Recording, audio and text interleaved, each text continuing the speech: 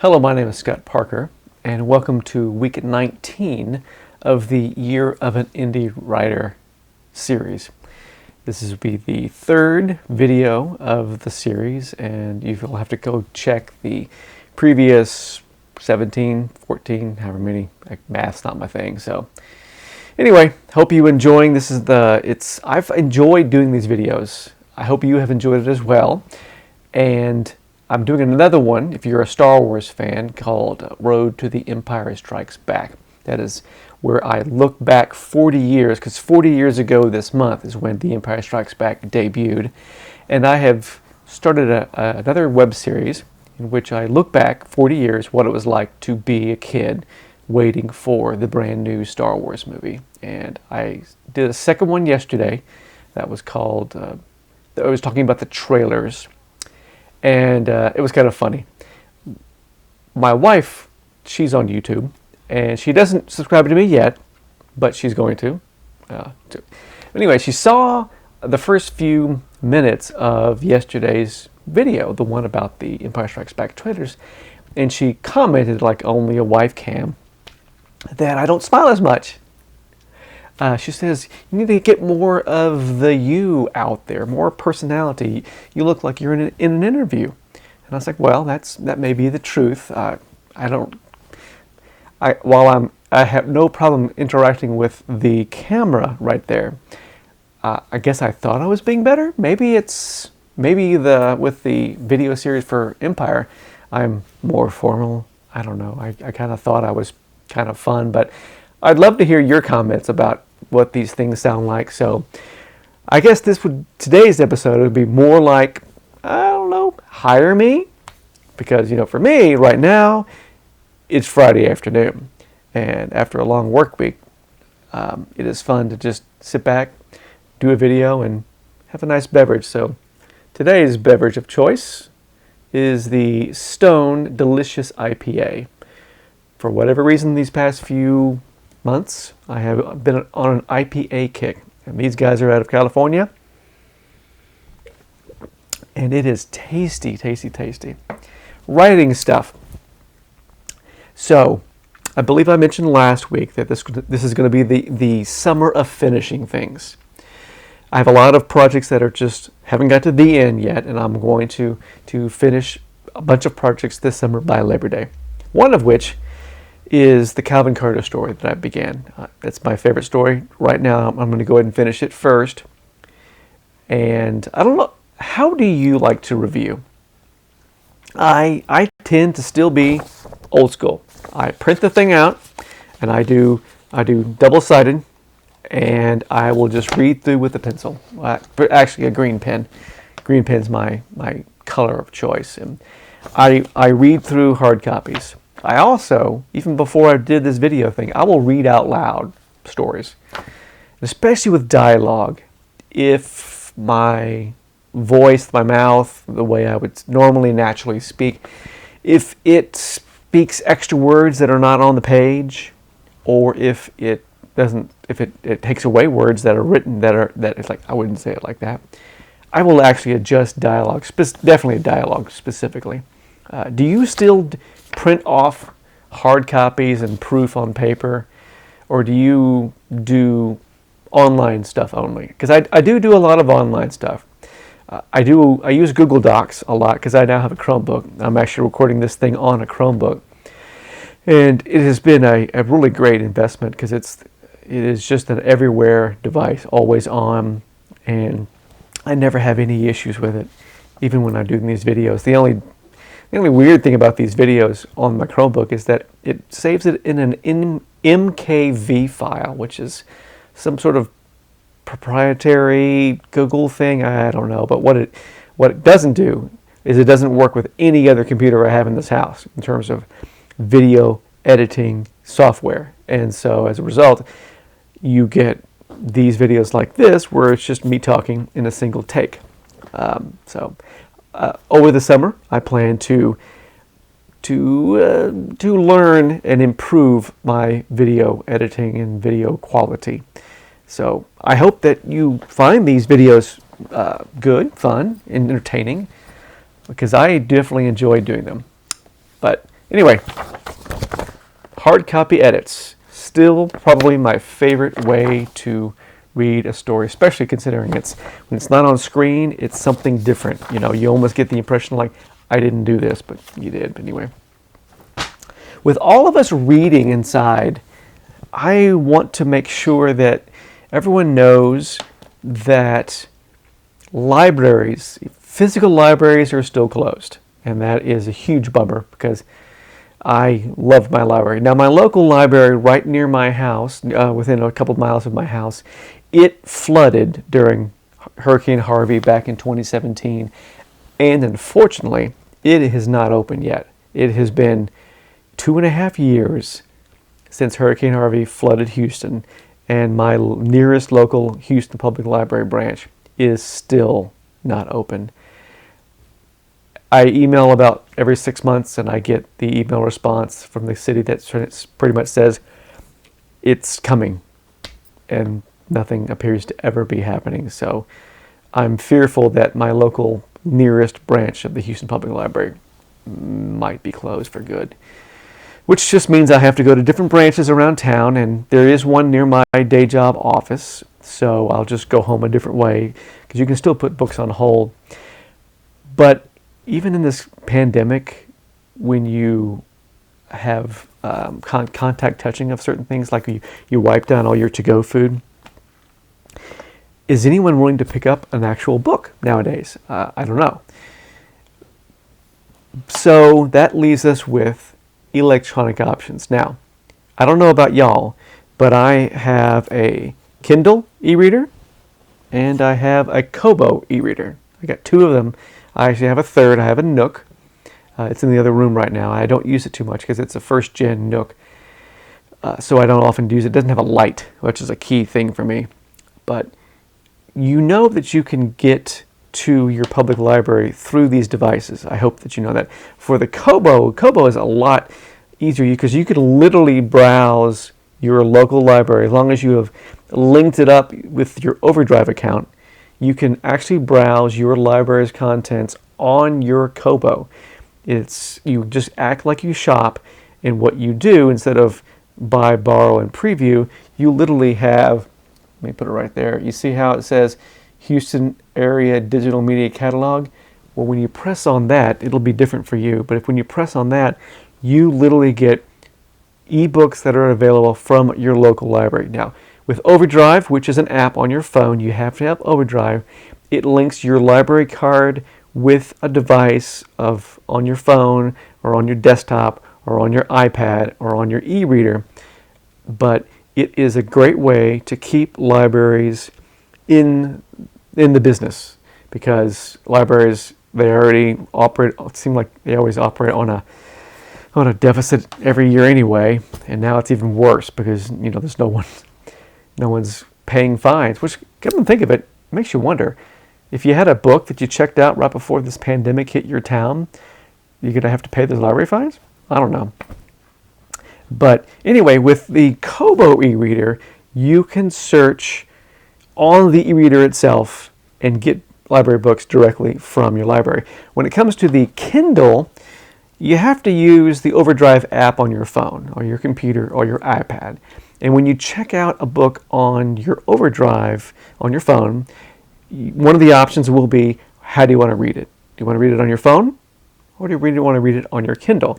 And there's a little link up with Overdrive that it'll send your book that you checked out from your library directly to your Kindle. And it's really a great service because I enjoy my e-readers. In fact, there's rumors now that this year, later this fall in 2020, there's going to be a color e-reader. And as much as I love reading comic books on my iPad, and it's right here next to my reading chair. I mean, I've got my iPad right here, and I read digital comics on this thing. When you read digital comics at night, you got the glare in your eyes, and it sometimes keeps you awake at night. It screws up your sleeping pattern. Of course, my wife would tell me that I have no problem sleeping because I sleep at the drop of a hat. But anyway, color e-readers would be so cool because I can imagine that they would have a bigger form factor than a regular Kindle or a regular Kobo. I forgot what this was actually called. In fact, you know what I should do one day? I should actually review these e-readers because both have good and bad things. But Overdrive on your phone will get you library books on your e-reader. You can read it on your phone too. There's another service called Libby, Libby, Libby.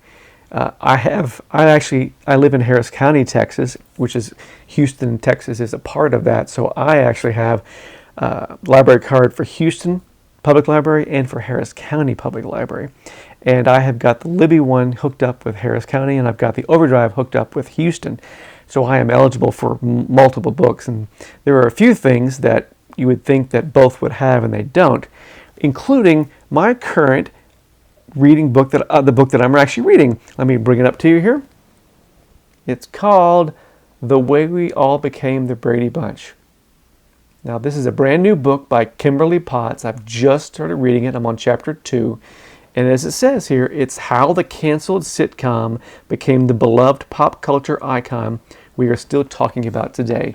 It was published just last December, so it's about 5 months old. And it's a funny story. So Sunday mornings, my church now streams their service, and it goes from 9:30 till about 10:40. And I'm a big fan of MeTV. In fact, I'm going to show you something real quick. You know I love watching old TV shows. Watching Rockford Files. I mentioned that last week. I'm watching the Rockford Files on DVD, and I'm watching it. Let me show you here. I am watching the Rockford Files, which was debuted from 1974 to 1980 on an actual old TV, and that's just not any old TV. I hope you can point out here. See, let me be the weatherman here. There it is.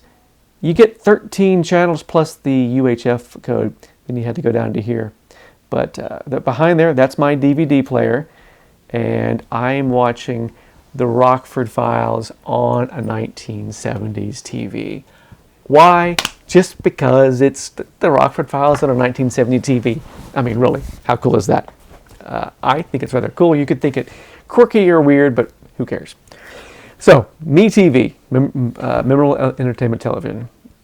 Sundays from 11 to 1 local time here is 4 episodes of The Brady Bunch.